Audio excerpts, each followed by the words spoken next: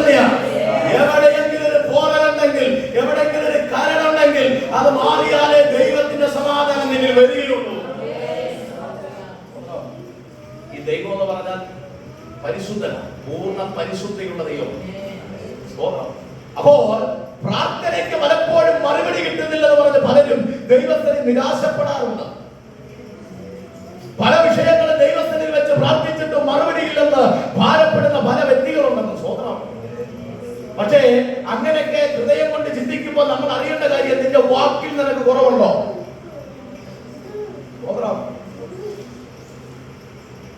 ഇഷ്ടമുള്ളപ്പോ എന്തെങ്കിലും ഒക്കെ അങ്ങ് വിളിച്ചു പറയും. വിളിച്ചു പറഞ്ഞിട്ട് പിന്നെ ഇതിനങ്ങ് പ്രാർത്ഥിക്കാം, പിന്നെ ആത്മാവിലൊക്കെ ആകുക, പിന്നെ എങ്ങനെ കിട്ടും? സ്തോത്രം. ഇന്ന് പകല് വളരെ ശക്തമായിട്ട് ഇതിനകത്ത് ദൈവം സംസാരിക്കുന്നുണ്ട്. ചില വാക്കുകളെ ശുദ്ധീകരിക്കാൻ, ചിലരുടെ നാവിനെ ശുദ്ധീകരിക്കാൻ. നിന്റെ വായെ ശുദ്ധീകരിക്കണം. നീ ദൈവത്തെ ആരാധിക്കുന്ന, നിന്റെ അഭിഷേകമുള്ള നാവിനെ ദൈവത്തിന് മഹത്വം കൊടുക്കുന്ന, യേശുവേ നീ വിളിക്കുന്ന നിന്റെ വായെ നീ ശുദ്ധീകരിക്കണം. സ്തോത്രം. നാവിന് ശുദ്ധിയില്ലാത്ത അതരം കൊണ്ട് നീ പ്രാർത്ഥിച്ചാൽ നിന്റെ പ്രാർത്ഥനയ്ക്ക് ഒരു മറുപടി കിട്ടുകയില്ല. സ്തോത്രം. ഇസ്രായേൽ മക്കളുടെ ജീവിതത്തിൽ, ആമോസിന്റെ ജീവിതത്തിൽ ദൈവം കൊടുത്ത വെളിപ്പാട്, സ്തോത്രം, ഒരു കൊട്ട പഴുത്ത പഴം കാണിച്ചു കൊടുത്തു. എന്നിട്ട് ദൈവാത്മാവ് ആമോസിനോട് പറയുക, ഈ പഴുത്ത ഒരു കൊട്ട അല്ലെങ്കിൽ പഴം കാണിച്ചിരിക്കുന്നത് ഇത് ഇസ്രായേൽ ജനമാണ് ഇതിനകത്തിരിക്കുന്നത്. ഒരു കൊട്ടയ്ക്കകത്തായി പഴം വന്നിരിക്കുന്നെങ്കിലും പഴുപ്പാണ്. ഈ കൊട്ടയെ ഉദ്ദേശിക്കുന്ന പറഞ്ഞാൽ സഭയാണ്.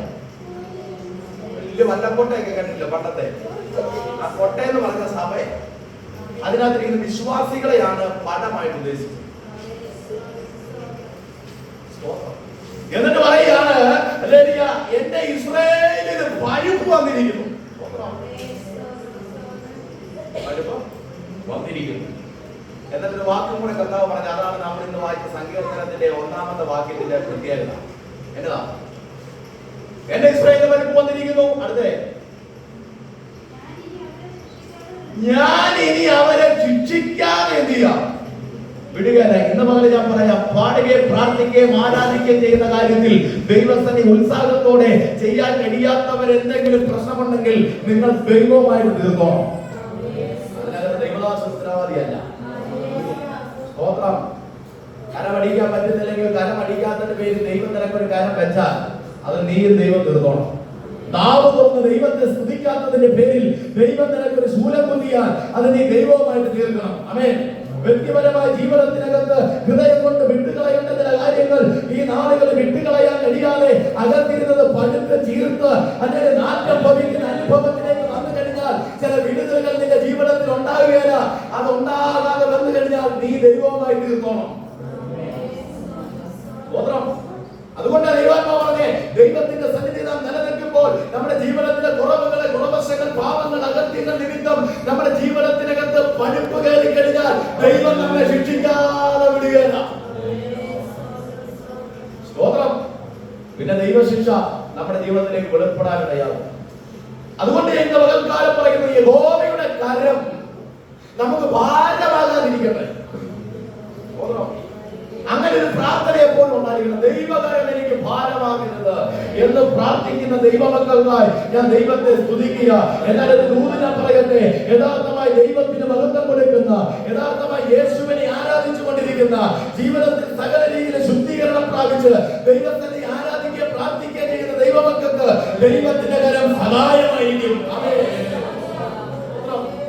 ഇന്ന് പകല് ദൈവകരം നിനക്ക് ഭാരമല്ല, ദൈവകരം നിനക്ക് സഹായമാകണം. എത്ര പേര് പറയുന്നു ദൈവത്തിന്റെ കരം, ദൈവത്തിന്റെ കരം? ദൈവവചനം പരിശോധിച്ചാൽ, ദൈവവചനം നോക്കിക്കഴിഞ്ഞാൽ അനേക തലങ്ങളിൽ ദൈവത്തിന്റെ കരം നമുക്ക് കാണാം. അനുഗ്രഹിക്കുന്ന കരത്തെ കാണാം, വിടുവിക്കുന്ന കരത്തെ നമുക്ക് കാണാം, ഉയർത്തുന്ന കരത്തെ കാണാം, ആണിപ്പാടുന്ന കരത്തെ കാണാം, അനേക മാനിക്കുന്ന കരത്തെ കാണാം, അനുഗ്രഹിക്കുന്ന കരത്തെ കാണാം, ഉയർപ്പിക്കുന്ന കരത്തെ കാണാം, സൗഖ്യമാക്കുന്ന കരത്തെ കാണാം. എന്നാൽ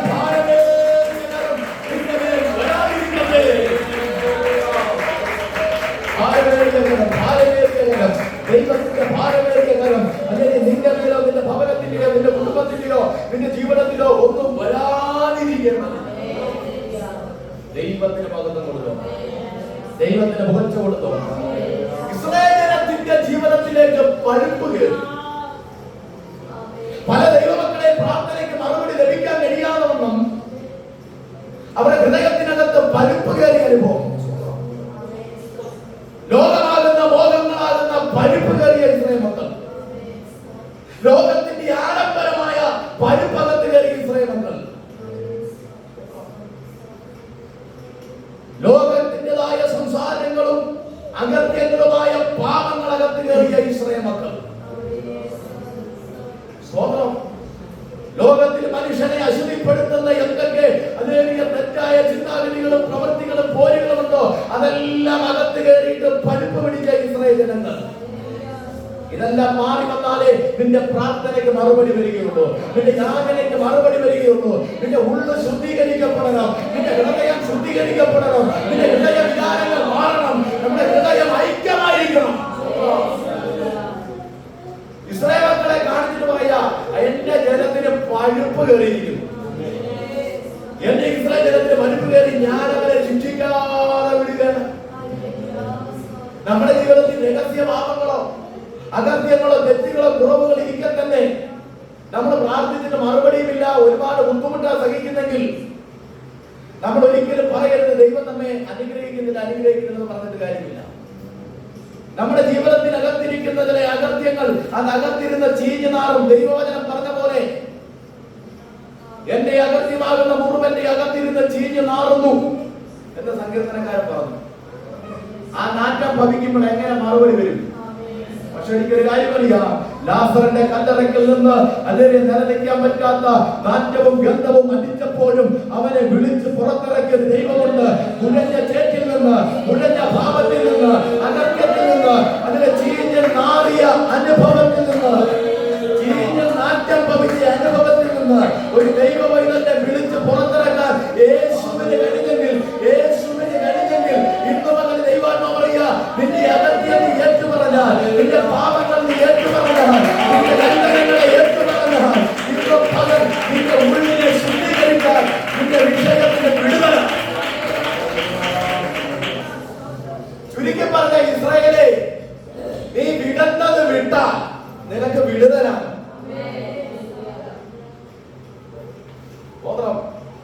പണ്ടൊരാൾ പറഞ്ഞ ഞാൻ വീട്ടിലിരിക്കാതെ എന്നെ ഞാൻ പണ്ടേ വിട്ടു, പക്ഷെ സംഗതി എന്നെ നമ്മൾ ചില കേസ് വിട്ടാൽ ചില നമ്മളെ വിട്ട് കയറും, നമ്മളെ പുറകെ തന്നെ ഓടിക്കയറും. ആ വിഷയം നീ വിട്ടുമാറിയിട്ട് നിന്നെ ചിലത് വിട്ടുമാറുന്നില്ലെങ്കിൽ ഓർക്കണം, ആ ശക്തി നിന്നെ തകർക്കാൻ തന്നെ നിൽക്കുന്നതാ.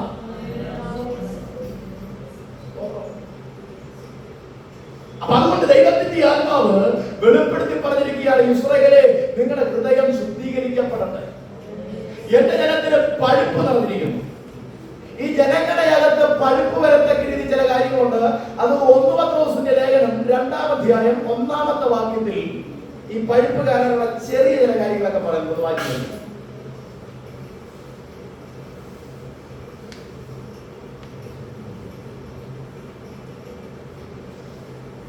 1 പത്രോസ് 2:1 വായിച്ചാണ്. ആകയാൽ സകല ദുഷ്ടതയും എല്ലാ ചതിവും വ്യാജഭാവവും അസൂയയും എല്ലാം നുണയും നീക്കിക്കളഞ്ഞ് ഇപ്പോൾ ജനിച്ച ശിശുക്കൾ, അതാണ് പഴുപ്പ്, ഉള്ളിലിരിക്കുന്ന പഴുപ്പ് ഞെക്കിക്കളഞ്ഞിട്ട് യഥാർത്ഥ ദൈവമക്കളായി കഴിയുമ്പോൾ ഇപ്പോൾ ജനിച്ച ശിശുവിനെ പോലെ ഇരിക്കും. ഇപ്പോൾ ജനിച്ച ശിശുവിനെ പോലെ ഇരിക്കണ്ട, ഈ ഉള്ളിലിരിക്കുന്ന പഴുപ്പ് ഞെക്കിക്കളഞ്ഞു. ഇസ്രായേൽ മക്കൾക്ക് പഴുപ്പ് കയറി. അവർക്ക് പഴുപ്പ് കയറത്തക്ക രീതിയിൽ അവരുടെ ഉള്ളിലുണ്ടായ വൃണവേദ, ഉണ്ടായ മുറിവേദ, അതാണ് ഓരോന്നായിട്ട് ഇവിടെ പറഞ്ഞിരിക്കുന്നത്. എന്തൊക്കെയാ? 1, ദുഷ്ടത. ദൈവമക്കളുടെ അകത്ത് വരെ ദുഷ്ടതയിരിക്കും. സ്വന്തം ദുഷ്ടത. ഒരാളെ രോഗിച്ചേക്കാന്ന് വെച്ചാൽ അത് ദുഷ്ടത തന്നെ. ദുഷ്ടതയും അടുത്ത് എല്ലാ ചതിവും. ദൈവമക്കൾക്ക് ചേർന്നൊരു സംവിധാനമല്ല ചതി. ഈ 38-ാം സങ്കീർത്തനത്തിനകത്തും ചതിയെ കുറിച്ച് അവിടെ വെളിപ്പെടുത്തുന്നുണ്ട്, അല്ലെ? അത് 12-ാമത്തെ വാക്യത്തില പറയുന്നേ, എനിക്ക് പ്രാണകാലി വരുത്തുവാൻ നോക്കുന്നവർ എനിക്ക് കെടിവെക്കുന്നെന്നും എന്റെ അനർത്ഥം അന്വേഷിക്കുന്നവർ വേണ്ടാതിനെ സംസാരിക്കുന്നെന്നും അവർ ഇടപെടാതെ ചതിവ് ചിന്തിക്കുന്നു. അവരിടപെടാതെ ചതിവ്. അപ്പൊ ചതിവ് ചിന്തിക്കുന്നു എന്ന് വെളിപ്പെടുത്തിയിരിക്കുന്നു. അപ്പൊ ദുഷ്ടതയും ചതിയും പിന്നെ എന്നാ പറഞ്ഞേ? വ്യാജഭാവം. അതെന്നാ ഭാവം? വ്യാജ പുറമേ എന്നാ ഉണ്ട് എന്ന് പറയും. ഈക്വലാണ് വരാൻ. അതാ ഭാവം. വ്യാജഭാവം. ഞാൻ പറയട്ടെ, നിങ്ങൾ ഒരാളെ നോക്കി ചിരിച്ചാൽ കറക്റ്റ് ചിരിയായിരിക്കണം. എന്റെ ദൈവമക്കൾക്ക് എനിക്ക് തരാനുള്ള ഉപദേശം അതേ ഉള്ളൂ. എന്തിനറിയാം? സ്വർഗത്തിൽ കാണാൻ വേണ്ടി പറയുന്നത്. ഒരു ചിരി നിങ്ങൾ ചിരിച്ചാൽ അത് സത്യസന്ധമായിരിക്കണം. ഒരു കരം നിങ്ങൾ കൊടുത്താൽ അത് സത്യസന്ധമായിരിക്കണം. ഇല്ലെങ്കിൽ പഴുപ്പ് കയറും. ഇല്ലെങ്കിൽ പല വിഷയത്തിനായി ഇനിയും യാചിക്കുന്നതായിട്ട് വരും. അപ്പൊ അതുകൊണ്ട് നമ്മൾ അറിയേണ്ട കാര്യം ദുഷ്ടതയും ചതിയും പിന്നെ വ്യാജഭാവം. അകത്തൊന്ന് വെച്ച് പുറമേ വരിക. വ്യാജം, വ്യാജഭാവം. അടുത്ത അസൂയ. ഇതൊക്കെ ഇസ്രായേൽ മക്കളുടെ നടുവിലുണ്ടായിരുന്നു. പിന്നെ ഇസ്രായേൽ മക്കളുടെ ഇടയിൽ ഉണ്ടായിരുന്ന മുറിവുകളും പാപങ്ങളും പഴുപ്പും ഇതൊക്കെ എങ്ങനെ കയറി? അത് ഗലാത്യ ലേഖനം പറയുന്നുണ്ട്. ജലത്തിന്റെ പ്രവൃത്തി കയറിയപ്പോൾ ആണോ? വായിച്ചു നോക്കി വേഗത്തിൽ. ഗലാത്യ ലേഖനം 5-ാം അധ്യായം 19 മുതൽ. ഈ ജഡത്തിന്റെ പ്രവർത്തികൾ മുഴുവൻ ഇസ്രായേൽ മക്കൾക്ക് പഴുപ്പ് ഹേതുവാകുന്നതായിരുന്നു. പഴുപ്പ് നിറയുന്ന അവസ്ഥയായിരുന്നു.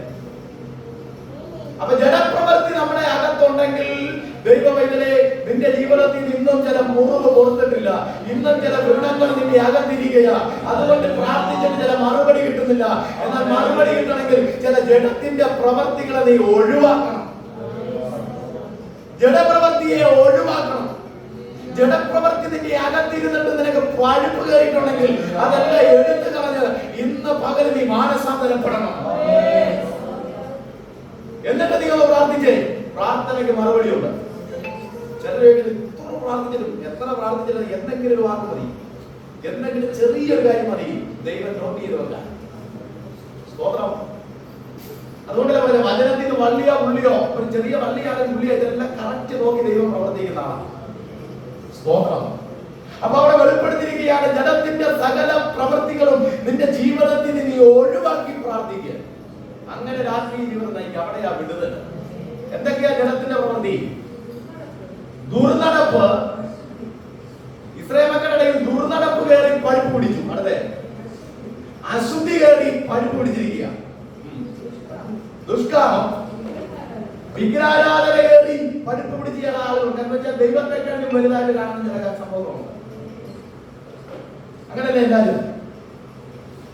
ചില ആളുകളൊക്കെ ദൈവത്തെ കഴിഞ്ഞു ആത്മീയത്തെ കഴിഞ്ഞു വലുതാണ് വേറെ ചില കാര്യങ്ങൾ. സ്വന്തം അങ്ങനെ വരാൻ പാടില്ല. വേറെ കാര്യങ്ങളൊക്കെ ആയിക്കോട്ടെ, പക്ഷെ നല്ല കാര്യമായിരിക്കണം. വേറെ ആയിക്കോട്ടെ, പക്ഷേ ദൈവം കഴിഞ്ഞേ ആകാവുള്ളൂ. അത്ര മതി. വിഗ്രഹാരാധന. അടുത്തേ ആഭിചാരം. ആഭിചാരം എന്ന് പറഞ്ഞാൽ വേറെ മുടിപ്പിക്കാൻ നശിപ്പിക്കാൻ ഇരിക്കുക. ഇതെല്ലാം പഴുപ്പാണ്. ആഭിചാരം, പക, പിണക്കം, ജാരശങ്ക, ക്രോധം, ശാഠ്യം, ദ്വന്ദ്വപക്ഷം, ഭിന്നത, അസൂയ, മദ്യപാനം. കേട്ടോ? അപ്പൊ ആ കൊട്ടയ്ക്കകത്തിരിക്കുന്ന പറഞ്ഞത് നോക്കിയേ. ഇങ്ങനെയാണ് ആമോസ് വെളിപ്പാടില ഫലത്തെ കണ്ടത്. മദ്യപാനം വെറുക്കുന്നത്. അടുത്തേ ഈ പഴുപ്പ് കയറി അനുഭവത്തിൽ നാം ഇരുന്ന് കഴിഞ്ഞാൽ സ്വർഗരാജ്യം കാണുകയെന്ന്. അതിനാ പറഞ്ഞ എന്റെ ജനത്തെ ഞാൻ ശിക്ഷിക്കാതെ വിടുകയെന്ന്. അതാ ഞാൻ പറഞ്ഞ ദൈവകരം പറഞ്ഞ് നിന്നെ ശിക്ഷിക്കാൻ തുടങ്ങിക്കഴിഞ്ഞാൽ പിന്നെ ഏത് ദൈവദാസം പ്രാർത്ഥിച്ചാലും ശരിയാകുന്നില്ല. അത് ആദ്യം ആമോസിന്റെ പുസ്തകത്തിൽ തന്നെ എഴുതി വെച്ചിട്ടുണ്ട്. വായിച്ചു നോക്കിയേ. ഞാൻ അവരെ ശിക്ഷിക്കാതെ വിടുകയെന്ന് 2-ാം വാക്യത്തിൽ പറഞ്ഞു.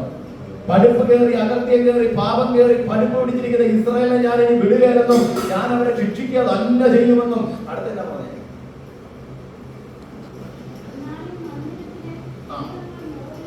അന്ന് മന്ദിരത്തിലെ ഗീതങ്ങൾ എന്നാവും? നമ്മുടെ ഭവനത്തിൽ ചില വിലാപങ്ങൾ ഉണ്ടാകാൻ സാധ്യത അല്ലെ? ദുഃഖ പ്രശ്നങ്ങളും ഭാരങ്ങളും വിലാപങ്ങളൊക്കെ വരാം. അന്നേരം എന്നാ പറഞ്ഞേ?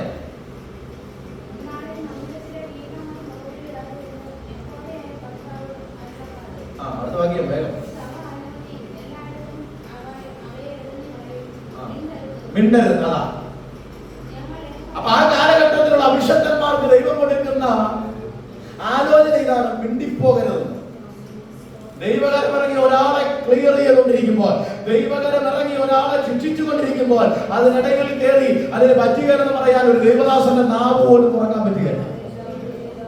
അങ്ങനത്തെ ഒരു കാലമാണ് വെളിപ്പെടാൻ പോകുന്നത്. അപ്പൊ ജഡത്തിൻ്റെതായ പ്രവർത്തികളും ജഡത്തിൻ്റെതായ ആഡംബരങ്ങളും എല്ലാം നമ്മുടെ ജീവിതത്തിൽ നിന്ന് മാറിയിട്ട് ആത്മീയത്തിന് കോട്ടം വരുന്ന സകലതും മാറണം. ആത്മീയത്തിന് കോട്ടം വരുന്ന, അല്ലെങ്കിൽ പഴുപ്പ് വരുന്ന, പ്രാർത്ഥിച്ചിട്ട് മറുപടി ഇല്ലാതെ അതിന് വൃണങ്ങൾ ചീഞ്ഞ് നാറുന്ന അനുഭവമുള്ളതെല്ലാം മാറ്റണം. എന്റെ ഉള്ളിലിരിക്കുന്ന ഭാരം ചീഞ്ഞ് നാറുകയാണെങ്കിൽ ഞാൻ ഇവിടെ കളയുക. എന്റെ ജീവിതത്തിലെ അകൃത്യങ്ങൾ, എന്റെ ജീവിതത്തിലെ പാപങ്ങൾ, എന്റെ ജീവിതത്തിലെ കുറവുകൾ, എന്റെ ജീവിതത്തിലെ പ്രയാസങ്ങൾ ഇതകത്തിരുന്ന് ചീഞ്ഞ് നാറുകയാണെങ്കിൽ ഇന്ന് പകൽ ഞാൻ അതിനെ മാറ്റിക്കളയാൻ പോകുകയാ, ഞാൻ ഇന്ന് പകൽ ഇതിനെ നീക്കിക്കളയാൻ പോകുകയാ എന്ന് വിശ്വസിക്കുന്നവർ ഇന്ന് പകൽ ഇതിനകത്തുണ്ടോ? ദൈവത്തിന്റെ നാമത്തിന് മഹത്വം കൊടുക്കുവാൻ വേണ്ടി. ആമേൻ. അപ്പോ ഈ 38-ാം സങ്കീർത്തനത്തിനകത്ത് ദാവീദ് പറയുക, ദൈവമേ കോപത്തോടെ എന്നെ ശിക്ഷിക്കരുത്. എന്നിട്ട് പറയുക, നിന്റെ അസ്ത്രങ്ങൾ എന്നിൽ നിറച്ചിരിക്കുന്നു. ദൈവസ്ഥനിൽ പാപം ചെയ്ത് അകന്ന, ദൈവസ്ഥനെ അകർത്യം വെച്ചുകൊണ്ടിരുന്ന, ദൈവസ്ഥനിൽ നിന്നപ്പോഴും ഹൃദയത്തിനകത്ത് അകർത്യം ഹേതുവായി ചില പ്രതികൂലങ്ങളിലേക്ക് ആയിത്തീർന്ന ദാവീദ് പറയുക, ദൈവമേ നിന്റെ അസ്ത്രം എന്റെ മേൽ നിറച്ചിരിക്കുന്നു, നിന്റെ കരം എനിക്ക് ഭാരമായിരിക്കുന്നു. അടുത്ത വാക്യം എന്നാ പറഞ്ഞിരിക്കുന്ന സങ്കീർത്തനത്തിൽ 3, നിന്റെ നീരസം ഹേതുവായി. എന്റെ ദേഹത്തിന് ഇന്ന് പകൽ എത്ര പേര് ദൈവസന്നിധിയിൽ ഒരു സൗഖ്യത്തിന് വേണ്ടി പ്രാർത്ഥിക്കുന്നുണ്ട്? ഈ വചനം കേൾക്കുന്ന, ഈ ആലോചന കേൾക്കുന്ന നിങ്ങൾ ഒരു രോഗ സൗഖ്യം വ്യാപരിക്കുവാൻ, ഒരു വിടുതൽ നിങ്ങൾ പ്രാപിക്കുവാൻ ആഗ്രഹിക്കുന്നുണ്ടെങ്കിൽ, ഇന്ന് മുതൽ എന്തെങ്കിലും വിട്ടുകളയാനുണ്ടെങ്കിൽ, എന്തെങ്കിലുമൊക്കെ ജീവിതത്തിന് മാറാനുണ്ടെങ്കിൽ, എന്തെങ്കിലുമൊക്കെ അവിശ്വാസങ്ങളോ കോട്ടങ്ങളോ അല്ലെങ്കിൽ പ്രതികൂലങ്ങളോ എന്തെങ്കിലുമൊക്കെ മാറാനുണ്ടെങ്കിൽ ഇന്ന് മുതൽ കാലം അത് മാറിപ്പോകുക. അതെല്ലാം മാറണം. മാറിയ ഒരു വിടുതൽ നമ്മുടെ മേൽ വ്യാപരിക്കണം. അപ്പൊ യഹോവയായ ദൈവത്തിന്റെ നീരസം അവന് സൗഖ്യമില്ലാത്ത അവസ്ഥയാക്കി. സ്തോത്രം. ദൈവദാസന്മാര് ദൈവത്തെ ആരാധിക്കാൻ പറയുന്നതും, ദൈവത്തിന് മഹത്വം കൊടുക്കാൻ പറയുന്നതും, ദൈവത്തെ ആരാധിക്കുന്ന കാര്യത്തിൽ മുൻപന്തിയിൽ നിൽക്കാൻ പറയുന്നതും, ഉത്സാഹം കാണിക്കാൻ പറയുന്നതൊക്കെ വെറുതെ പറഞ്ഞാൽ നിങ്ങൾക്ക് തോന്നരുതേ.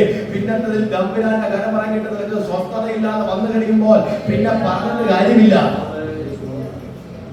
ചില കല്ലുകളെ പണിയണമെന്ന് ഞാൻ പ്രാർത്ഥിച്ചുകൊണ്ടിരിക്കുക. അതുകൊണ്ട് പ്രാർത്ഥനയുടെ ഫലം വരും നിശ്ചയം. ദൈവം തട്ടേണ്ടതിനെ തട്ടി, അല്ലെങ്കിൽ ഉടച്ചതിനെ ഉടച്ച്, ദൈവം അതിനെ ഉടച്ച് വാർത്ത് ഒരു നല്ല പൊന്നാക്കി മാറ്റുവാൻ തക്കവണ്ണം ചിലരുടെ മേൽ ദൈവശക്തി വെളിപ്പെടും. അതിന് യാതൊരു മാറ്റവുമില്ല. അതുകൊണ്ട് പറയുക, ദൈവസന്നിധിയില് അല്ലെങ്കിൽ നീരസം ഹേതുവായി. ആരുടെ നീരസം? ദൈവത്തിന് ഇസ്രായേലിനുള്ള നീരസം. ആ നീരസം ഹേതുവായി ശരീരത്തിന് സൗഖ്യമില്ലാതായി. അടുത്ത, എന്റെ പാപം ഹേതുവായി എന്റെ അസ്ഥിയിൽ സ്വസ്ഥതയും ഇല്ല. ശരിക്കും പറഞ്ഞാൽ നമ്മുടെ ജീവിതത്തിൽ പാപങ്ങൾ അകത്യങ്ങളൊക്കെ വന്നു കഴിഞ്ഞാൽ ശരീരത്തും അത് വെളിപ്പെടാം. അവിടെ വെളിപ്പെടുത്തി പറയുകയാണ്, അല്ലെങ്കിൽ എന്റെ പാപം ഹേതുവായി എന്റെ അസ്ഥികളിൽ സ്വസ്ഥതയുമില്ല. തുറന്നു പറയുന്ന ഒരു ദൈവവൈദ്യൻ. ചില കുറവുകളെ തുറന്നു പറയണം, ദൈവത്തോടെങ്കിലും തുറന്നു പറയണം. അതിന് കഴിയണം നമുക്ക്. സ്തോത്രം. അങ്ങനെയാ ദൈവം നമ്മളെ നിലനിർത്തിയിരിക്കുന്നത്. അങ്ങനെ പ്രാർത്ഥിക്കുന്നവർക്ക് ഒരു വിടുതൽ ഉണ്ടാകത്തുള്ളൂ. അതുകൊണ്ട് തന്നെ അവിടെ വെളിപ്പെടുത്തിയിരിക്കുകയാണ്, എന്റെ പാപം എന്ത് ചെയ്യാം ഹേതുവായി എന്റെ അസ്ഥികൾ സ്വസ്ഥതയിലില്ല. അടുത്ത, എന്റെ അകൃത്യങ്ങൾ എന്റെ തലയ്ക്ക് മീതെ എന്ത് ചെയ്യാം. സ്തോത്രം. അഭിഷേകമല്ല തലയ്ക്ക് മീതെ ഇസ്രായേൽ മക്കൾക്ക് വന്നത്. അഭിഷേകമല്ല ദൈവമക്കളുടെ മേൽ വന്നത്. പിന്നെ അകൃത്യം. നമ്മുടെ അകൃത്യം നമ്മുടെ തലയ്ക്ക് മീതെ വന്നു കഴിഞ്ഞാൽ അത് നമുക്ക് നാശമായി തീരും. ഈ ലോകത്തിലായിരിക്കുമ്പോൾ നിങ്ങൾക്ക്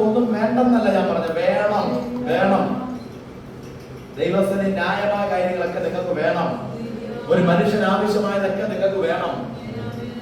സ്തോത്രം. പക്ഷെ ദൈവത്തിന്റെ സന്നിധി മറന്നുള്ളതൊന്നും നിനക്ക് വേണ്ട.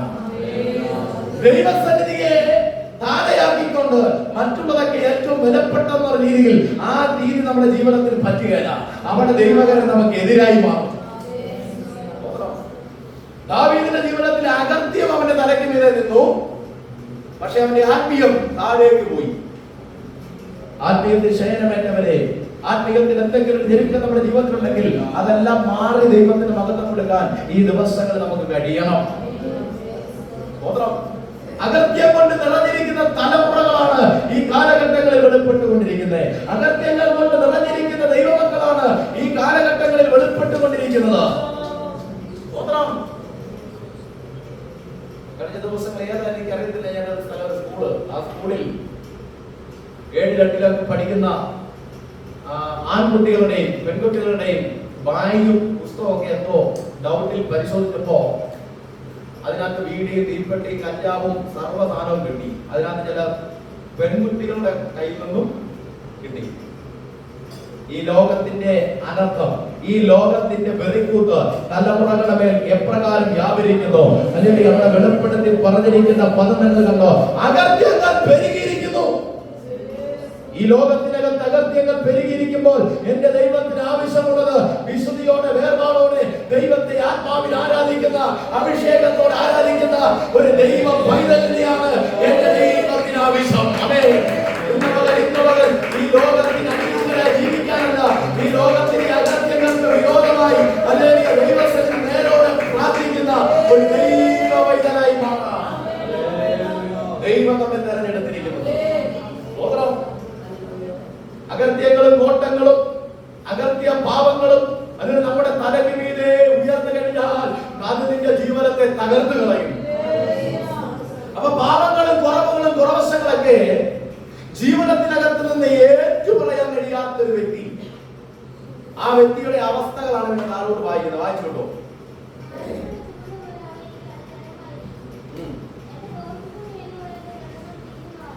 എന്റെ ഭാരമുള്ള ചുവടുകളെ പോലെ,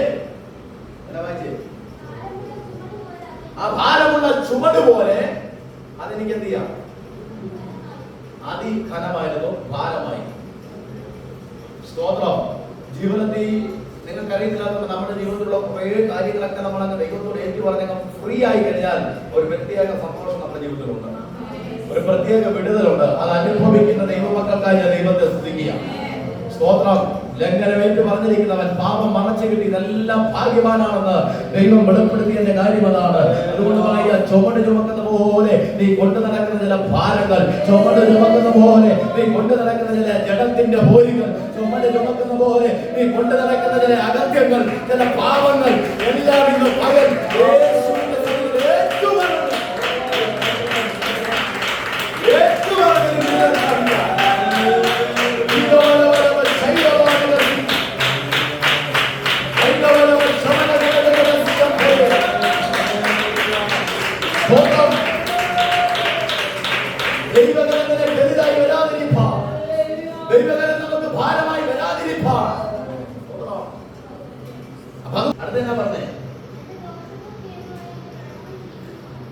എനിക്ക് എന്റെ ദോഷത്വം ഏതുവായി എന്റെ വൃണങ്ങൾ ചെയ്തു മാറുന്നു. സ്തോത്രം. ചിലത് വിട്ടു കളഞ്ഞില്ലെങ്കിൽ നമ്മൾ ഭാരപ്പെടേണ്ടതായിട്ട് വരും. അടുത്ത വാക്യം, ഞാൻ കുനിഞ്ഞ് ഏറ്റവും കുനി.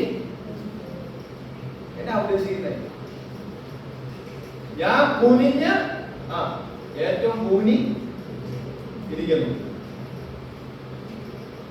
അതിന് അനുഗ്രഹിക്കപ്പെട്ട വചനം എനിക്ക് 1-ാം സങ്കീർത്തനത്തിൽ ഇടാൻ പോകും.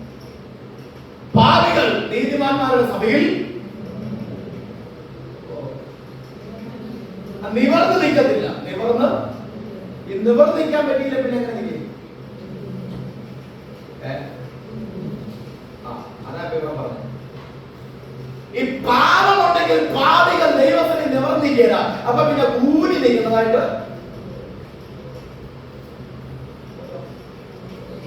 വേറെ രീതിയിലൊന്നും എടുക്കല്ലേ. അതിന് വേറെ പാസ് പറഞ്ഞു ഞങ്ങൾ കുഴപ്പം പിടിച്ചാൽ അങ്ങനത്തെ ഓർക്കല്ലേ. എല്ലാം കുഴപ്പമായിട്ട് തോന്നിയാൽ കേസ് പറഞ്ഞാൽ മതി. അപ്പൊ നമ്മുടെ അകത്യങ്ങളും നമ്മുടെ ഭാവങ്ങളും ഇതൊക്കെ ഏറ്റു പറയുന്നതിനകത്ത് ദൈവത്തിന്റെ സന്നിധിയിൽ ഒരു അനുഗ്രഹമുണ്ട്. സ്തോത്രം. അപ്പൊ അതുകൊണ്ട് ദൈവസന്നിധിയിലുള്ള ശുദ്ധീകരണത്തെ കുറിച്ച് തന്നെ ദൈവാത്മാവ് പറയുകയാണ്, പാപങ്ങളും അകത്യങ്ങളും പ്രതികൂലങ്ങളൊക്കെ വന്നു കഴിഞ്ഞാൽ നീ ദൈവസന്നിധിയിൽ നിന്ന് അകന്നു പോകുന്ന കാര്യം ഉറപ്പാ. അപ്പൊ ദാവീദിന്റെ ജീവിതത്തിൽ അകത്യം വന്നു, പാപം വന്നു, അനീതി വന്നു, ദോഷം വന്നു, അകത്തും വൃണം ഭവിച്ച പോലെ പാപം തന്നെ അകത്ത് പെരുകി, അല്ലെങ്കിൽ അകത്യം തന്നെ തലയ്ക്ക് മീതെ വ്യാപരിച്ചപ്പോൾ അവൻ പറയുക ദൈവസന്നിധിയിൽ നിന്ന് അകന്നുപോയി. കഴിഞ്ഞ നാളിലെ ഉപവാസം നിനക്ക് ഇപ്പൊ ഇല്ലെങ്കിൽ നീ പോയി, അകന്നു പോയി. കഴിഞ്ഞ നാളിലെ പ്രാർത്ഥന നിനക്കില്ലെങ്കിൽ നീ അകന്നു മാറിയിരിക്കുക. കഴിഞ്ഞ നാളിലെ ആരാധന നിനക്കില്ലെങ്കിൽ നീ അകന്നു മാറിയിരിക്കുക. കഴിഞ്ഞ നാളിലെ പോലെ വചനം നീ വായിക്കുന്നില്ലെങ്കിൽ, കഴിഞ്ഞ നാളിലെ പോലെ ദൈവത്തെ ആരാധിക്കാൻ നീ ഉത്സാഹം കാണിക്കുന്നില്ലെങ്കിൽ, കഴിഞ്ഞ നാളിലെ പോലെ നമുക്ക് ആത്മീയത്തിൽ നിലനിൽക്കാൻ കഴിയുന്നില്ലെങ്കിൽ എവിടെയെങ്കിലോ ദൈവസന്നിധിയിൽ അകന്നു മാറിക്കൊണ്ടിരിക്കുക.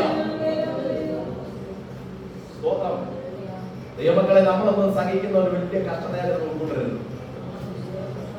നിങ്ങൾക്കറിയാമോ ദൈവത്തെ ആരാധിക്കാൻ ഏറ്റവും സുഖമുള്ളൊരു സ്റ്റേറ്റ് ഏതാ? ദൈവത്തെ ആരാധിക്കുന്നതിന് ഏറ്റവും സുഖമുള്ള സ്റ്റേറ്റ് ഏതാ? കേരളം. ഇതിനപ്പുറത്തോട്ട് പോയി ആരാധിച്ച് നോക്കി. സ്തോത്രം. ഈ വടക്കേ ഇന്ത്യ, നോർത്ത് ഇന്ത്യ എന്നൊക്കെ പറഞ്ഞ സ്ഥലത്ത് അനേക അഭിഷക്തന്മാര് ദൈവത്തിന് വേണ്ടി സഹിക്കുന്ന കഷ്ടതകൾ ഓർത്തു കഴിഞ്ഞാൽ നമ്മൾ അനുഭവിക്കുന്ന ഒന്നുമല്ല. സ്തോത്രം. കർത്താവിന്റെ നാമം ഉയർത്തുന്നതിനെ കണ്ടത് ദൈവനാമം ഉയർത്തിയ ഒരു സഹോദരനെ ഇവിടെ ബൈബിൾ കോളേജ് പഠിച്ചിട്ട് നോർത്ത് ഇന്ത്യയിലേക്ക് കൊണ്ടുപോകുന്ന, അതിനെയൊക്കെ അവരെയൊക്കെ കൊണ്ടുപോകുന്ന ദൈവദാസന്മാർ കർത്താവിന് വേണ്ടി കഷ്ടം സഹിക്കണം. അങ്ങനെ കൊണ്ടുപോയപ്പോൾ ഇതുപോലെ പള്ളിയുടെ മുറ്റത്തിറക്കിയിട്ട് കൈ കെട്ട് മുകളിലേക്ക് ഉയർത്തി വെച്ചിട്ട് അടിക്കുക. അപ്പുറം ഇവിടെ നിന്ന് വലിയ പോലീസുകാരെ രാത്രി പോലത്തെ ചൂരമടിക്കില്ല, വട്ടം അടിക്കുക. അടിക്കുമ്പോൾ കൈ താത്ത കൈയും പോകും. അതുകൊണ്ട് എന്ത് ചെയ്യുക? പിടിച്ച് നിർത്തി അടിക്കുക. സ്തോത്രം. അതൊന്നും ഇവിടെ വന്നിട്ടില്ലല്ലോ. പിന്നെ എന്തിനാ നമ്മളാകരുത്? എന്തിന്റെ പേരിലാകരുത്? ദൈവത്തിന് തീർന്നു എന്നാ കൊണ്ടുകൊണ്ട് വന്നിട്ടാകരുത്? എന്നാ പ്രശ്നം വന്നിട്ടാ ദൈവത്തോട് നീ പരിഭവം പറഞ്ഞേ? ദൈവം കാണുന്നില്ല, വിടുവിക്കുന്നില്ല, ദൈവത്തിന് വിട്ട് മാറി നടക്കാൻ എന്ത് പീഡ വന്നു? പീഡയല്ല വിഷയം, യേശു നിമിത്തത്തിനെ ഉപദ്രവിച്ചതല്ല വിഷയം. എവിടേക്കോ പാപത്തിന്റെ അകത്ത് കയറി, എവിടേക്ക് അകത്യങ്ങളും പാപങ്ങളും വേണ്ടാത്ത ലോകവും ഇതെല്ലാം അകത്തേക്ക് കയറി വന്നപ്പോൾ നീ പാപിയായി മാറിയപ്പോൾ നീ ദൈവസന്നിധിയിൽ അകന്നു മാറിയതാ. ആ പഴുപ്പും വൃണവും ഇന്ന് മുതൽ ഞെക്കിക്കഴുകി അത് മാറ്റണം.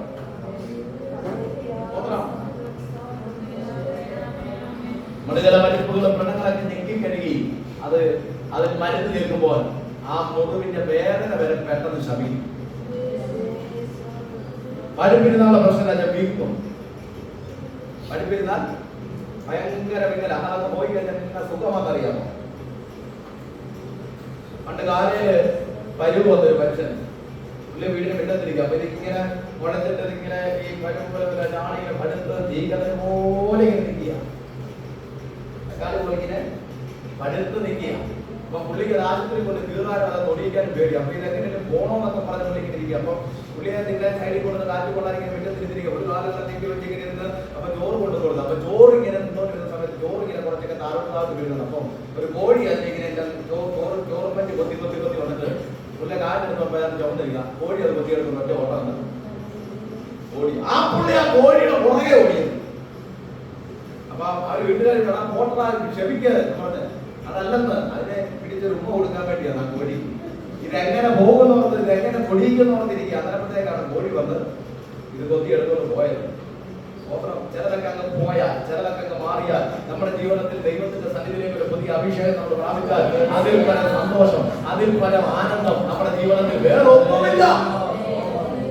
അങ്ങനെയുള്ള അനുഗ്രഹം, അങ്ങനെയുള്ള ദൈവവിടുതലാണ് ഉറക്കത്തിലെ ദൈവം നമുക്ക് അല്ലെങ്കിൽ നൽകി തന്നിരിക്കുന്നതെന്ന് ദൈവത്തിന്റെ ആത്മാവ് അല്ലെങ്കിൽ വെളിപ്പെടുത്തിയിരിക്കുക. അതുകൊണ്ട് പാപം കയറി അകത്യം കയറി ദൈവമക്കൾ തകർന്നിരുന്ന അനുഭവത്തിൽ ദൈവം പറയുക, പാപവും അകത്യവും നിന്നെ ദൈവത്തിൽ അകറ്റുന്നതാണ്. ലോകത്തിന്റെ ചിന്തകളും ലോകത്തിൻ്റെതായ ബോധ്യങ്ങളും നിന്നെ ആത്മീയത്തിൽ നിന്ന് അകറ്റുന്നതാണ്. ദൈവത്തിന്റെ കൃപയിൽ നിന്ന് നമ്മളെ അകറ്റുന്ന എല്ലാ ബന്ധങ്ങളും നമ്മൾ ഒഴിവാക്കണം. ദൈവത്തിന്റെ പാദപീഠത്തിൽ നമ്മളെ നീക്കിക്കളയാൻ ശ്രമിക്കുന്ന സകല കാര്യങ്ങളിൽ നിന്നും വേറിട്ട് നിൽക്കണം. എന്നാൽ ചില വിഷയത്തിന് മധ്യേ നീ നിലനിൽക്കുന്ന കാലം നിന്റെ ആത്മീയത്തെ തൊടാൻ, നിന്റെ അഭിഷേകത്തെ തൊടാൻ, നിന്റെ വിശുദ്ധിയെ തകർക്കാൻ ശക്തിക്ക് പറ്റുകയാണെങ്കിൽ ചില വിഷയത്തിന്റെ നടുവിൽ നിന്നാലും നീ തകരുകയില്ല. ചില ചെങ്കടൽ വന്നാൽ നീ തകരുകയില്ല. ചില യോർദാൻ വന്നാൽ നീ തകരുകയില്ല. ചില മരുഭൂമി വന്നാൽ നീ തകരുകയില്ല. ആ പാപങ്ങൾ പകർത്തികളൊക്കെ വന്നിട്ട് തനിക്ക് ഒന്നും വയ്യാത്ത അവസ്ഥ. അതുകൊണ്ടാണ് പറഞ്ഞത്, എന്റെ ദേഹം ക്ഷയിച്ചു, എന്റെ അസ്ഥികൾ ക്ഷയിച്ചു, എനിക്ക് ബുദ്ധിമുട്ടുകൾ വന്നു, എനിക്ക് നിവർന്ന് നിൽക്കാൻ പറ്റാതെ ഞാൻ തീരെ പിടിഞ്ഞു പോയി. പിന്നെ എന്നാ പറ്റിയെന്നാ പറഞ്ഞേ? ഞാൻ ഇടപെടാതെ ഈ ആത്മീയത്തിനകത്ത് പൂർണ്ണമായ വിശുദ്ധി നമുക്കില്ലെങ്കിൽ എപ്പോഴും ദുഃഖമാണ്. അകത്ത് എപ്പോഴും ദുഃഖമാണ്, ആത്മാസന്തോഷം കിട്ടത്തില്ല. സ്തോത്രം. അടുത്ത വാക്യം.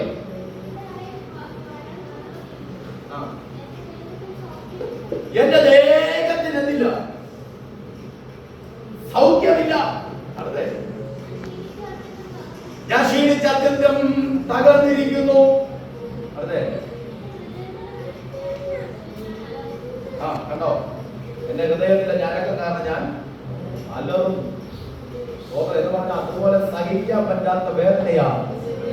ദൈവത്തിന്റെ കരം വന്നാൽ, ദൈവകരം തൊട്ടാൽ, ദൈവകരം ഭവനത്തിൽ വന്നാൽ, ദൈവകരം ഒരു മേഖലയിൽ ഇറങ്ങിയാൽ, അല്ലെങ്കിൽ അത് ഭാരമായി വെളിപ്പെട്ടാൽ, അല്ലെങ്കിൽ സഹിക്കാൻ കഴിയാത്ത വേദനയാ. അതുകൊണ്ട് പറയാ, ഞാൻ അലറുകയാ. എന്റെ ദൈവത്തിന്റെ കരം എന്റെ മേൽ ഭാരമായി വന്നിട്ട് ഞാൻ അലറുകയാണ്, ഞാൻ നിലവിളിക്കുകയാണെന്ന് പറഞ്ഞ ദാവീദ് പറയുക, എന്റെ സഹായിക്കാൻ ആരുമില്ല, എന്നാൽ നിന്റെ സഹായകനായ ഒരു ദൈവം ഇന്ന് പകൽ നിലനിൽക്കുന്നുണ്ട്.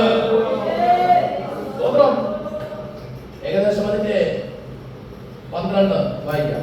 11.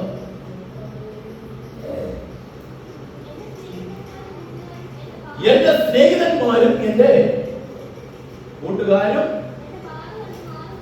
എന്റെ ബാധ കണ്ട്, മനസ്സിലാകുന്നല്ലോ, എന്റെ സ്നേഹിതന്മാരും എന്റെ കൂട്ടുകാരും എന്റെ ബാധ കണ്ടവരെന്നെ ചെയ്തു. എനിക്കുണ്ടായ ദോഷം, എനിക്കുണ്ടായ രോഗം, എനിക്കുണ്ടായ രോഗം, എനിക്ക് വന്ന ദണ്ണം, എനിക്ക് വന്ന ഞെരുക്കം, എന്റെ ഇപ്പോഴത്തെ അവസ്ഥ, ഇതെല്ലാം കണ്ടിട്ട് കൂട്ടുകാരും സ്നേഹിതരും മാറിയെന്ന്. സ്തോത്രം, സ്തോത്രം. എത്ര പേർക്ക് മനസ്സിലാവുന്നുണ്ട്? സ്തോത്രം. ചില കൂട്ടുകാരും സ്നേഹിതരൊക്കെ നിന്നെ വിട്ടുമാറും. സകല ആളുകളും നിന്നെ വിട്ടുമാറും. നിന്റെ ബന്ധുമിത്രാദികൾ, ചാർച്ചക്കാര്, നിനക്കുള്ളവരൊക്കെ നിന്നെ വിട്ടുമാറും. പക്ഷെ ഇന്നോ പകൽ നിന്നെ മാറാത്ത ഒരു ദൈവം, നിന്റെ ജീവിതത്തിൽ മാറാത്ത ഒരു ദൈവം ഇന്നോ പകൽ നിന്റെ മധ്യേ ഉണ്ട്. നിന്റെ ജീവിതത്തിൽ നിന്നെ വിട്ടുമാറാത്ത ഒരു കരമുണ്ടെങ്കിൽ അത് സ്വർഗ്ഗത്തിലെ ദൈവത്തിന്റെ കരമാണ്. അവർക്ക് മനസ്സിലായി. സ്തോത്രം. ആ സങ്കീർത്തനത്തിനകത്ത് വളരെ വ്യക്തമായിട്ട് അവിടെ പറഞ്ഞിരിക്കുന്നത്, എന്റെ സ്നേഹിതരും എന്റെ കൂട്ടുകാരും എന്റെ ബാധ കണ്ടു മാറി നിന്നു എന്ന് പറഞ്ഞാൽ സഹായിക്കാൻ വയ്യെന്ന്, സഹായിക്കാൻ വയ്യെന്ന് പറഞ്ഞ് പലരും മാറി നിന്നു. ഇന്ന് പകരം ആത്മാവ് പറയുക, നീ പ്രതീക്ഷിക്കുന്ന കരത്തിൽ നല്ല നിനക്ക് സഹായം വരുന്നേ. നീ പ്രതീക്ഷിക്കുന്ന ഇടത്തു നിന്നല്ല നിനക്ക് വിടുതൽ വരുന്നേ.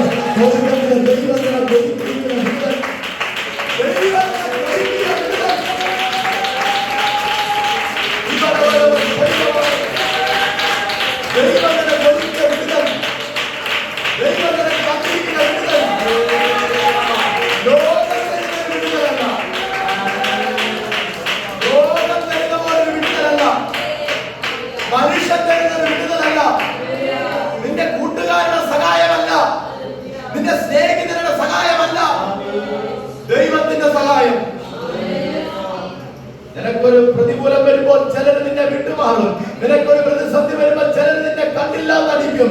ചിലർ നിന്റെ ജീവിതത്തിൽ നിന്ന് മാറിപ്പോകും. പക്ഷെ അപ്പനും അമ്മയും ഉപേക്ഷിച്ചാലും ഉപേക്ഷിക്കാത്ത ഒരു ദൈവം, മാറാത്തൊരു ദൈവം, മാറാത്തൊരു ദൈവം നിന്റെ ജീവിതത്തിൽ ഒരു അത്ഭുതം ചെയ്യുകയാണ്.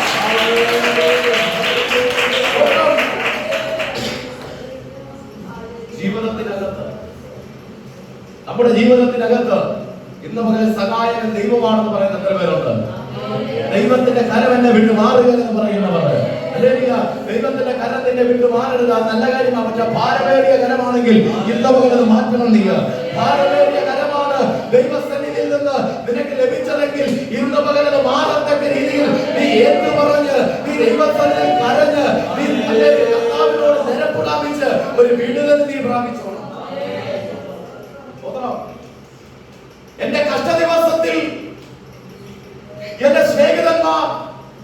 എന്റെ സഹോദരങ്ങൾ എന്നെ വിട്ടുപോയി. ഇവരൊക്കെ നിന്നെ വിട്ടുപോയാലും അല്ലെങ്കിൽ നിന്റെ പക്ഷത്ത് ചേരാൻ ഒരാളെന്ന് ഇവിടെ ഉണ്ട്. അതറിയുന്നവർക്കാണ് ദൈവത്തെ സ്തുതിക്കുക. നിന്റെ അനന്ത കാലങ്ങളിൽ, നിന്റെ പ്രതികൂല സമയത്ത് നിന്നെ വിട്ടുമാറി പലരും പോയപ്പോ, പലരും മാറിപ്പോയെങ്കിൽ, പലരും നിന്റെ ജീവിതത്തിൽ മാറിപ്പോയെങ്കിൽ ഇന്നവകൾ നിന്റെ പക്ഷത്ത് ചേരാൻ, നിന്റെ കൂടെ നിൽക്കാൻ, നിനക്ക് വേണ്ടി പ്രവർത്തിക്കാൻ കഴിയുന്ന യേശുവിനെ ഏറ്റെടുക്കുന്നവർക്കായി ദൈവത്തെ സ്തുതിക്കുക. ഈ കർത്താവിനെ ഇന്ന് സ്വന്തം രക്ഷിതാവായി സ്വീകരിക്കുന്നവർക്കായി സ്വന്തം കഷ്ടത വരുമ്പോ ഇട്ടിട്ട് പോകുന്ന ദൈവമല്ല. ഞെരുക്കം വരുമ്പോ, കഷ്ടത വരുമ്പോ, ബുദ്ധിമുട്ട് വരുമ്പോൾ നിന്നെ കളയുന്ന, തള്ളുന്ന, ഇട്ടിട്ട് പോകുന്ന ഒരു കർത്താവിനെ അല്ല ഇന്ന് പകൽ നമ്മൾ ആരാധിച്ചുകൊണ്ടിരിക്കുന്നത്. അതുകൊണ്ട് തന്നെ ദൈവത്തിന്റെ ആത്മാവ് ഇന്ന് പകൽ വെളിപ്പെടുത്തുകയാണ്. അല്ലെങ്കിൽ കൂട്ടുകാരോ, സ്നേഹിതരോ, സകലരോ, ബന്ധുമിത്രാദികളോ, ചർച്ചക്കാരോ സകലരും നിന്നെ വിട്ടുമാറട്ടെ. പക്ഷെ എല്ലാവരും നിന്നെ വിട്ടുപോകുമ്പോഴും നിന്റെ കൂടെ നിൽക്കുന്ന ഒരു ദൈവമുണ്ട്. സകലരും വിട്ടുപോയി കഴിയുമ്പോ കൂടെ നിൽക്കുന്ന ദൈവം നമുക്കുള്ളതിനാ ഇന്ന് പകരം നമുക്ക് ദൈവത്തെ സ്തുതിക്കാം. ആരുമില്ല ആരുമില്ല നമ്മൾ പറയുന്നത് കാര്യം, സ്വർഗരാജ്യത്തിലേക്ക് പോകുമ്പോ കൂട്ടുകൂടിയല്ല പോകുന്നേ, സ്നേഹിതന്മാരെ കൂട്ടിക്കൊണ്ടല്ല പോകുന്നേ. വ്യക്തിപരമായി നീ നിന്റെ കല്ലറയിൽ നിന്ന് കാകളം തൊടിച്ച് എഴുന്നേൽക്കണമെങ്കിൽ ഇന്ന് മുതൽ നീ വ്യക്തിപരമായി ദൈവസന്നിധിയിൽ മാനസാന്തരപ്പെടണം. വ്യക്തിപരമായ മാനസാന്തരം നമുക്കുണ്ടാകണം, ഒരു വിടുതൽ നമുക്കുണ്ടാകണം. കഷ്ട ദിവസത്തിൽ കൂട്ടുകാരോ എല്ലാവരും വിട്ടുമാറാം. അതാ അവിടെ പറഞ്ഞിരിക്കുന്നത്, എന്റെ സ്നേഹിതരും എന്റെ കൂട്ടുകാരും എന്റെ ബാധ കണ്ട് മാറി നിൽക്കുന്നു. അടുത്ത പറഞ്ഞാ എന്റെ ചാർച്ചക്കാരും അകന്നു നിൽക്കുന്നു. സ്വന്തങ്ങളും ബന്ധുക്കളും ബന്ധുമിത്രാദികളെല്ലാം അകന്നു നിൽക്കും.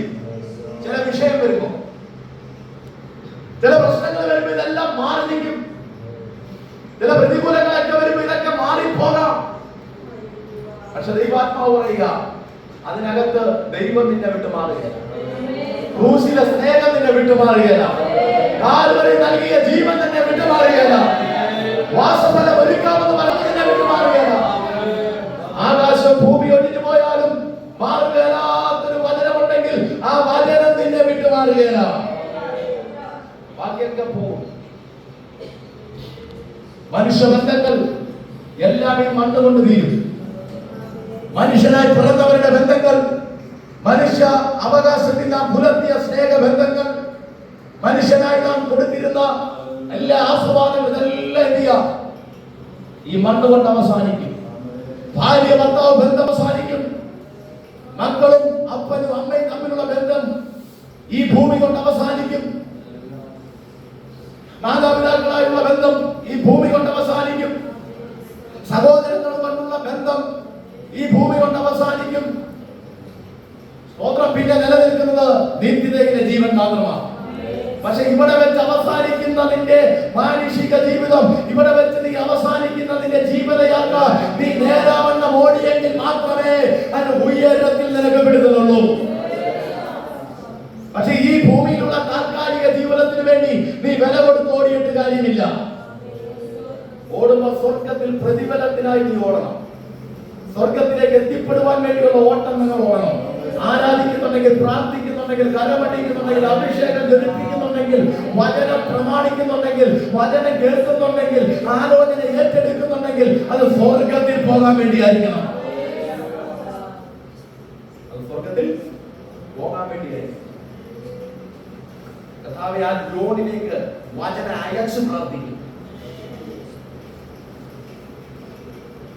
ലോണിലോട്ട് ലോണിനകത്തോട്ട് എന്ത് ചെയ്യാം, വചനം ലോൺ വെച്ചിട്ടുണ്ടോ, കർത്താവെ അത് തരാൻ കർത്താവിന് ഇഷ്ടമുണ്ട് തരണം എന്ന് നമ്മൾ പ്രാർത്ഥിക്കാൻ തരും. സ്തോത്രം. അനുഭവം ഞാൻ പറഞ്ഞു, നമ്മുടെ വീട്ടിൽ എല്ലാം മേടിച്ചാലും കൈ വെച്ച് സ്തോത്രം പറഞ്ഞു, പേന മേടിച്ചാലും പെൻസിൽ മേടിച്ചാലും ഒരു ബോക്സ് മേടിച്ചാലും കുഞ്ഞുങ്ങളെ പ്രാർത്ഥിക്കാൻ പഠിപ്പിക്കണം. സ്തോത്രം. ഒന്ന് ഉപയോഗിച്ച് നോക്ക്, കറക്റ്റ് ദൈവം ചെയ്തോളൂ. സമയാസമയം നമുക്ക് വേണ്ടുന്ന കാര്യങ്ങൾ ചെയ്യാൻ ദൈവശക്തനാണ്. സ്തോത്രം, സ്തോത്രം. അപ്പൊ അതുകൊണ്ട് അവിടെ വെളിപ്പെടുത്തി പറഞ്ഞിരിക്കുന്ന കാര്യം അല്ലെങ്കിൽ ദൈവവചനം നമുക്ക് ഇഷ്ടമുള്ളിടത്ത് വ്യാപരിപ്പിക്കാനല്ല, നമ്മുടെ ഇഷ്ടത്തിനല്ല, നമ്മുടെ പ്ലാനിനും പദ്ധതിക്കുമല്ല, ദൈവത്തിന്റെ പദ്ധതിക്ക്. ഇന്ന് അങ്ങനെ സമർപ്പിക്കുന്ന ആരെങ്കിലും നിലക്കുണ്ടോ? എന്റെ ദൈവത്തിന്റെ ഇഷ്ടപ്രകാരം എന്റെ മേലൊരു വിടുതൽ നടക്കണം, എന്റെ ഭവനത്തിലൊരു വിടുതൽ നടക്കണം, എന്റെ തലമുറയിലൊരു വിടുതൽ നടക്കണം, എന്റെ കുടുംബത്തിലൊരു വിടുതൽ നടക്കണം, എന്റെ ജീവിതത്തിലൊരു വിടുതൽ നടക്കണം. എന്റെ ദൈവത്തിന്റെ ഇഷ്ടത്താൽ എന്റെ ഭാവി അനുഗ്രഹിക്കപ്പെടണം. സ്തോത്രം. അങ്ങനെയാ നമ്മൾ ഭാവിക്ക് വേണ്ടിയൊക്കെ പ്രാർത്ഥിക്കണം, വളരെ ശക്തമായി വേണ്ടി പ്രാർത്ഥിക്കണം, അതിന് കുഴപ്പമൊന്നുമില്ല. ഞങ്ങളുടെ സാറ് പറയും, മറ്റൊരാള് ഭാവിക്ക് വേണ്ടി പ്രാർത്ഥിച്ചപ്പം അദ്ദേഹം ഇങ്ങനെയാണ് പ്രാർത്ഥിച്ചത്, കർത്താവേ നിനക്ക് ഹിതമുള്ള ബന്ധം മാത്രം, നിനക്ക് ഹിതമുള്ള ആള് തന്നെ വന്നാൽ മതി, പക്ഷെ അത് ലൂസി ആയിരിക്കും, അത് അവൾ തന്നെ ആയിരിക്കണമെന്നേ. അങ്ങനെ നമ്മുടെ ഒത്തിരി പ്രാർത്ഥന വിഷയം. നമുക്ക് ദൈവത്തിന്റെ ഹിതമല്ല വേണ്ടേ, ദൈവത്തിന്റെ ഹിതമല്ല നമുക്ക് വേണ്ടേ, പക്ഷേ ദൈവം നമ്മുടെ ചില ഹിതം നടത്തണം. അതിനാ നമ്മൾ പിന്നെ പറയുന്നത് അങ്ങനെ ആകട്ടെ ഇങ്ങനെ ആകട്ടെ എന്നൊക്കെ പറഞ്ഞ് പ്രാർത്ഥിക്കുന്നത്. ഞാൻ കാര്യമുണ്ട്, ദൈവഹിതമാണെങ്കിൽ തടയാനൊരു ശക്തിയും കാണുകയില്ല. നിന്റെ വിടുതൽ ദൈവഹിതമാണെങ്കിൽ, നീ ചോദിക്കുന്ന കാര്യം ദൈവഹിതമാണെങ്കിൽ, നീ ആവശ്യമുള്ള പ്രാർത്ഥന ദൈവഹിതമാണെങ്കിൽ ഒരു ശക്തിയും തടയുകയില്ല, ഒരു അന്ധകാരവും തടയുകയില്ല, ഒരു ശക്തികളും അത് തടയുകയില്ല.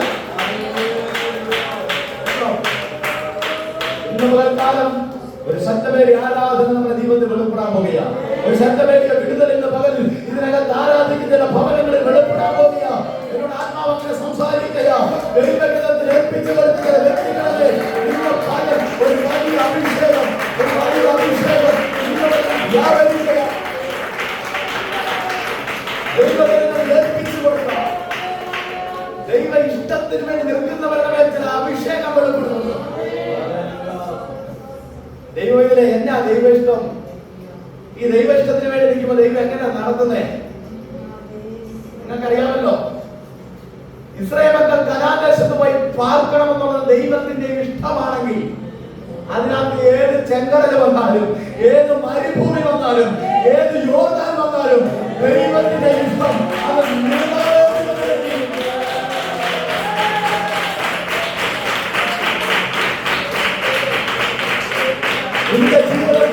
ദൈവഇഷ്ടം നിറവേറുന്നതിന് വിരോധമായിട്ട് ഏത് ശക്തികൾ നിന്നാലും, ഏത് എതിരികൾ നിന്നാലും, ഏത് വാദങ്ങൾ നിന്നാലും അതിനെ മറികടന്ന് നിനക്ക് വിടുതൽ തരുന്ന ദൈവമുണ്ട്. അതുകൊണ്ടാണ് പറഞ്ഞ ചാർച്ചക്കാരും നമുക്കുള്ളവരൊക്കെ വിട്ടകന്ന് മാറിപ്പോകട്ടെ.